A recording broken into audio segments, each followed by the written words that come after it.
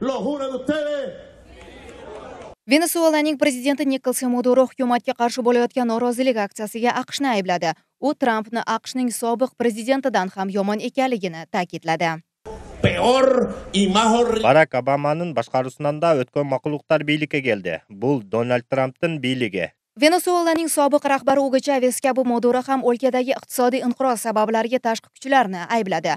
Aytishicha, u ishlarni boshida AQSh turibdi. Prezident Maduro mazkur bayonotni hukumatga qarshi norozilik aksiyasiga chiqqan xalq bilan bo'lgan uchrashuvida bildirdi. Eslatib o'tsak, o'lka hududida bir necha vaqtdan beri norozilik aksiyasi bo'lib, tartibsizliklar oqibatida 60 dan ortiq kishi halok bo'ldi. Norozi bo'lgan xalq o'lka rahbarining iste'foga ketishini talab qilib, muddatidan avval saylov o'tkazishni istashyapti.